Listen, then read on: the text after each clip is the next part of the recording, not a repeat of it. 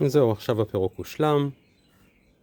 המכסה של המנוע בצד אחד, המנוע בצד שני. זה הפירמה של בית היציקה, קואלקאסט, אתה רואה יציקת ברזל, והמחסניות של המנוע עם בית הגיר, וכאן בפנים מיד נגלה את הגוורנר, את וסת המהירות. איזה יופי.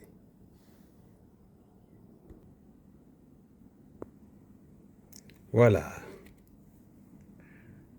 אז זה הגוורנר עם המשקולות הצנטריפוגליות שלו. אוקיי? ועכשיו נוציא בעדינות את הגלגל החלזוני עם הציר. וגם פה.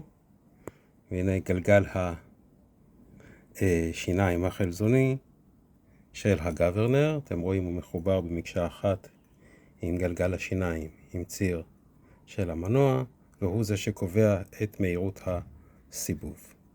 אוקיי.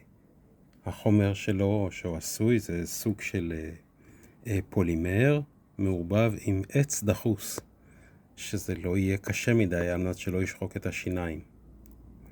מכשיר יפהפה ומורכב מאוד, אין ספק. ועכשיו אנחנו רואים כשאנחנו מסובבים, אנחנו יכולים לראות ששלושת הגלגלים מסתובבים. לכאורה הכל בסדר. אבל אם אנחנו נעצור את הגלגל הזה,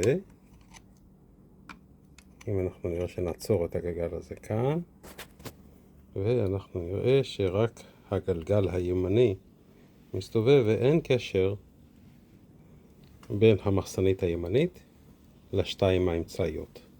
זאת אומרת שהקפיץ של אחת מהמחסניות האמצעיות קרוע, אולי אפילו של שניהם. בעוד של הקפיץ הזה אנחנו יכולים לראות שהוא חוזר על עצמו, הוא חזק, הימני, זאת אומרת שהוא בסדר. אם ככה, או זה קרוע. זה סיבת הכשל כרגע. כמובן שנעשה טיפול מקיף לכל הבית גיר ולווסת, אבל זה כבר בהמשך.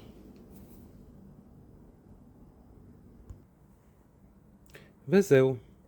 עכשיו המחסניות נפרדות מהמנוע, ואפשר להתחיל לפרק אותם.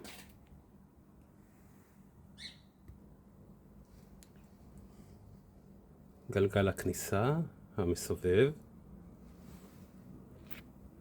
עם גלגל השיניים של המנואלה, מחסנית הקפיץ הכפולה,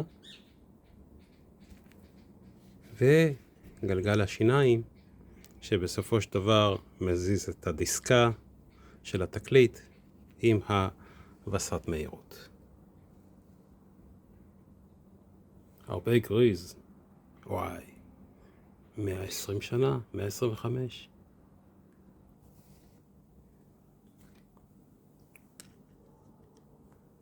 על החישוק ההיקפי של המחסניות יש כ7 ברגים, ואנחנו צריכים לפתוח אותם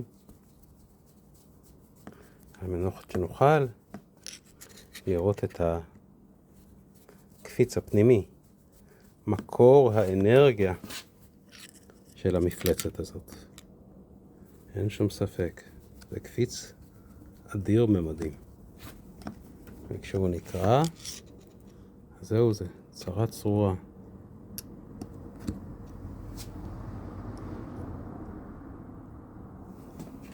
יש עוד אחד. נרים בעדינות. זהו זה. טאדאם. הרי לפניכם. הקפיץ השבור. טאדאם.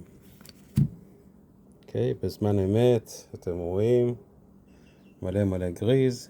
והנה כאן אפשר לראות את השבר הפנימי. זה היה ככה. בצורה כזאת. ולא רק שהוא נשבר, הוא נשבר לכמה וכמה חתיכות. ממשיכות. אוי, זה עצוב. אוי, זה עצוב כל כך. הקפיץ הזה נראה לי יחסית שלם, אבל בואו נראה אותו. נוריד את הקפיץ שלו גם. כן, הקפיץ הזה נראה שלם. הקפיץ הזה שלם, נפרק אותו מיד, אבל הוא כבר מגיב. אבל זה גרוע לחלוטין. איי, איי, איי, איי, איי. יאללה, לעבודה. אמבטיה של נפט, דבר ראשון. ואז נחליט מה עושים.